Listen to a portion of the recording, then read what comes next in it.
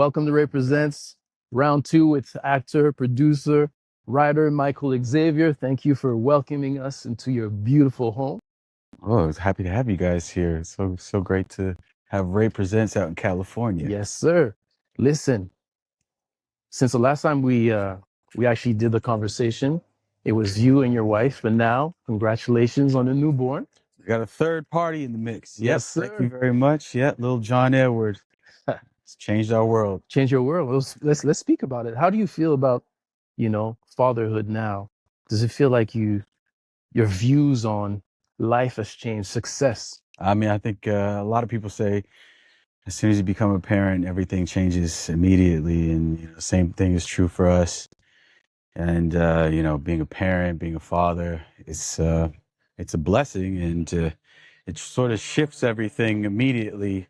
You go from a place of looking at life through your own eyes, from your perspective, your vantage point on life, to now all of a sudden you're taking in consideration all of the things that are around you and how that could be absorbed by a little one. So, for me, I think leading up to the date where he was going to be born and brought into this world, I just found myself in the gym a lot. 'Cause I was like, however he views me, that's how he's going to think, man, masculinity, and that will be his uh, perspective on what it means to be a man. So then all of a sudden it shifts my perspective on what it means to be a man and whether or not I'm living up to those standards. So yeah, just got a lot more focused and a lot more, how do you say, deliberate about everything. So that's what it's.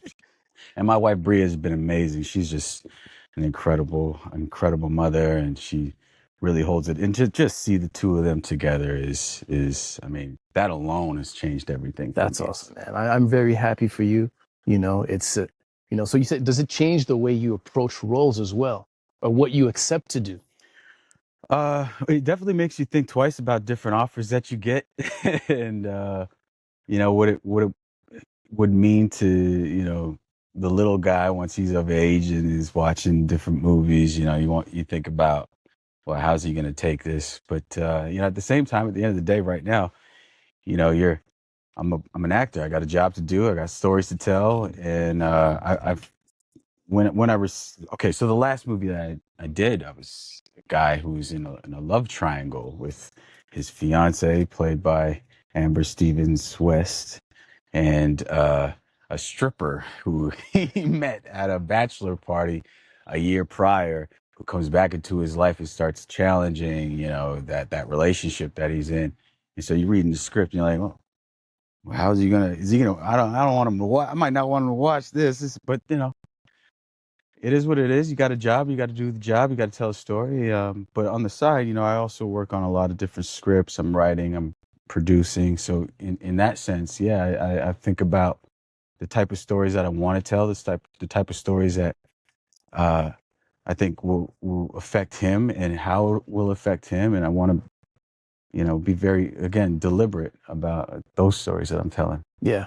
So speak about, what you're working on right now. Is there a specific project that you're excited about? Well, I got a bunch of projects. My slate has become quite extensive in the past several years. So to that point, though, yeah, it's just sort of like, well, what am I going to lend to this world, and what will be remembered once, I'm in my rocking chair looking back on life. And there's a bunch of stories that I'm very excited about. My wife and I are a team in every sense of the word. So we write together. She's my editor. She's a brilliant mind. And the stories that we are putting together, yeah, we're definitely taking into consideration, how it will be received by younger people. Mm-hmm. What message do we want to leave? And I think the message that I tend to like fall back to constantly is one that's introspective in a way that I'm not seeing in other films and stories today. I think a lot of the time about the youth and the world that we're leaving them, and it's a crazy world, But I always find that where there's light, there's a way. And I think our job is to sort of shine our light and show a way and take the knowledge that we have and the experience that we've accumulated throughout our lives and try to help shine a light on the path for future generations, Pass it on. So do you feel like Absolutely. you have a responsibility now as an actor to actually have that light passed on to the next generation? Yeah, as an actor, just as a human being, really. Hmm. Yeah. I love that. I love that. So listen, Mike, you live in Canada now that you're in the US, Hmm. California. Do you see a lot of people romanticizing, you know, the lifestyle of, the Hollywood lifestyle? Can you break it down? I think that's always been the case, Hmm. even coming out and moving out here, so much of what Los Angeles and Hollywood is the history that came before. I've said before in conversations, it's not even so much uh, what you're trying to do and who you're surrounded by, what movies are being made around you or what you're a part of, but it's also, you know, well, I'm driving on roads that, you know, Hollywood icons from the 50s and the 20s and all the years, the decades that came before us. You feel it when you're here. It's this the house we live in is built in 1967. Wow. And you drive through a bunch of neighborhoods out here and you say so and so lives there and so lives there, but it's also who lived there before and what Hmm. renovations they've done since they moved out or passed on, and you feel all of that history and you walk the studio lots and you have your idea of what effect you want to have on Hollywood, and a lot of it is based on, for me, because I'm a movie buff. Yeah. So I watch movies like crazy from all different eras. I have posters from Chinatown and like you know Barry Lyndon and all these iconic films that Hmm. I looked up to when I was growing up. Brando, you're a Brando fan too, right? Yeah, I'm a big Brando guy. All Brando, De Niro, Pacino, Denzel, all of those guys. And you want to leave a mark too. So the question is like, okay, how do you go about leaving a mark, and then what kind of mark is it that you want to leave? So, I also write. That's a passion. It's always been a passion of mine. I've written for as long as I've known. And you going back to your question about the baby, you start thinking about time, yeah, ticking away. Hmm. Not ticking away, but just the fact that it's ticking, it's Yeah. moving, and what you're going to do with the time, your time as it's ticking. And so, I spend a lot of my time sitting down at the desk, just writing and writing and writing and writing. So, so that I can have one of those iconic posters up on the wall, or one or two, or three if I'm lucky. That's awesome. Well, you always struck me as someone who always knew what they wanted very early. Very early. Do you find that is there still a lesson that today's Michael could have told earlier Michael that you would use? I think everything in hindsight is 2020, right? So, it's an interesting question. I think the obvious answer is yeah. There's things that I didn't know that I do know now, but I think the process of just walking through life and and so much of what you're trying to become is based off the faith that you have in yourself and what your plan is, and the clearer your vision is, the clearer your plan is, and the more you believe in it. I think what I did when I was a kid, when I was 17 years old, when I started, leaving Ottawa, going out to Toronto and studying school, I think there was just a vision of like, this is what I'm doing, and I don't know how it's going to happen, but I have faith that if I give it my all, there was never a doubt that Yeah. it was gonna happen. That's what it comes back to. Because when I told you earlier, you always struck me as, there's a few people you meet in your life, and you're one of them, that, there's no second plan, there's no Yeah. doubt. Well, Yeah. that's actually funny because acting was my plan B. Is that right? What was plan I wanted to be in the NBA. A? Okay. Yeah, man. I was very inspired by Michael Jordan when I was really young. and then Kobe came along, and that's part of the reason why LA was something that was definitely on my radar, because Hmm. I wanted to play for the Lakers, and I didn't get your height, so I was like, you know what, I'm gonna fall back on this acting. I might be one of the only actors out here where acting was my plan B. Hmm. That's awesome, man. Everything worked out just fine. Yeah, yeah. So listen, is there a lesson? It's very philosophical conversation we're having right now. Is there, something that you look back on this conversation 20 years from now? What lesson do you think you want to leave to John, to the nephews and nieces? That who the real Michael is. I think a lot of it is kind of what I was saying about shining a light. Hmm. I think our purpose here, our time on Earth, is about your ability to shine. That's how I always viewed, that's what I looked up to when I looked up to somebody like Muhammad Ali or Michael Jordan. We were watching Michael Jackson the other day, and these guys, their ability to just glow, and it wasn't so much just their talent that you were seeing, but their smile, they're enjoying it, they're really reveling in their time on Earth, and the way that they express themselves. So I think that's the message. That was the message that I took. My mother would always speak about that to us, is don't be afraid to shine. Hmm.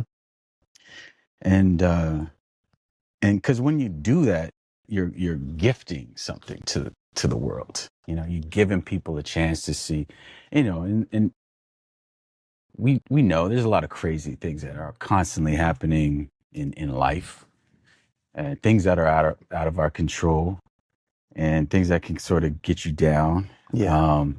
But the things that I think pick people back up is, the love for your neighbor, and when you're shining, when you're enjoying your craft, whatever it is that you do. You might be an artist, you might be a plumber, you could be an electrical worker, you could be a pilot, whatever it is that you do, you find joy in that, and you're smiling on the job, and you're giving something to your neighbor, the people that you're working with. You give everybody hope, and you give everybody a greater sense of community, and a willingness to maybe apply that to whatever it is that they're passionate about. Yeah. Listen, in terms of acting, what's the current state of uh, movies at the moment? What are your thoughts, your views on how things are going right now? Well, if you asked me that 2, 3 years ago, you get a different answer. But I feel like things are finally back on the upswing. World went through a lot with that pandemic, man. Yeah. Yep.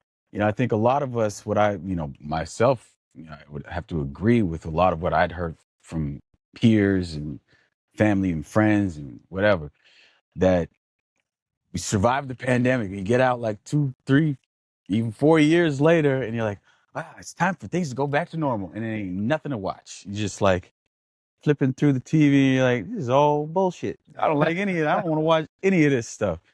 But now it's, I saw Ryan Gosling's Project Hail Mary recently, and I Yeah. love that. Yeah. And he's Yeah. just, he's such a likable talent that, you're watching this guy, and I won't give too much away for anybody who hasn't seen it, No but spoilers. he's working with a rock, working with a rock. And he's still, I found myself like almost shedding a tear for this rock. So I was like, that was a great film. And I saw Michael.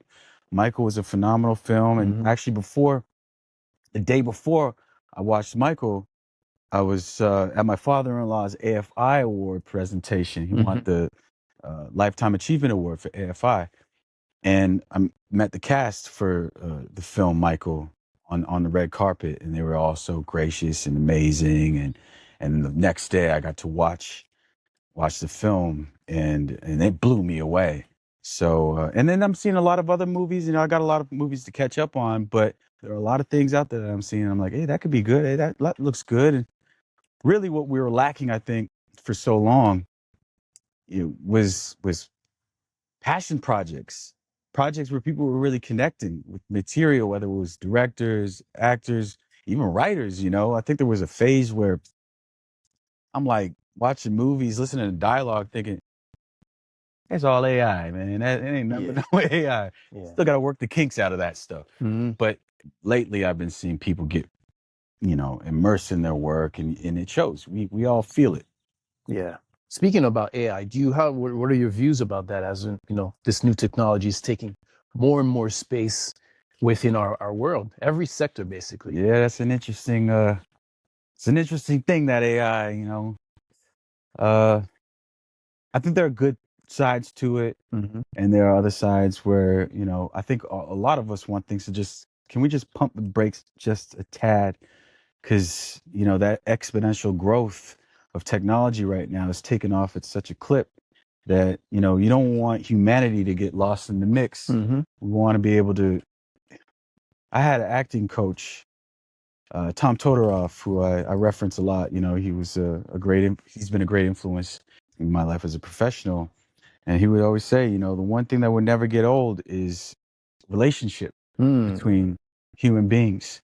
Yeah. That's the one thing that'll never, you go through time, you go through, you know, it was the roaring 20s. And then right after that, it was the Great Depression. But one industry that didn't sag off was the film industry, because we need stories. We need to feel a sense of relationship and community with one another. And, just the process of going to the theater, sitting down in a dark room with a bunch of strangers, and we're all appreciating a story and we're feeling it together. I mean, there's something beautiful in that. And we've been doing that since the dawn of time, since we were cavemen, writing pictures on the wall, or telling the stories around a campfire. That's always been a part of who we are as people. And the real fear, if any, if you want to call it that I have regarding AI is, you know, the risk of potentially losing that, Mm. because it's all based on connection, human connection, whether it's in the scene with you and your screen partner, or whether it's at the theater with whoever's sitting next to you, the sticky aisle on the way up. We're all experiencing that together, and it's a human connection. And I wonder if we might lose that if we become too dependent on AI. On AI, yeah. But that being said, I do see that there are positivities. There are positive factors and elements um, to AI. Like if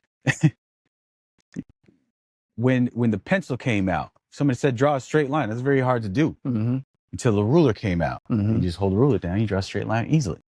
And I think if you see AI in that way, where it's helping you, it's a tool that helps you draw that straight line or find that inspiration, and can hurry up that process of like, I have this vision and it helped me Just iron out some actualize the details. vision, then it could be good. But if you start relying on it like a crutch, whoa, you might be in for it.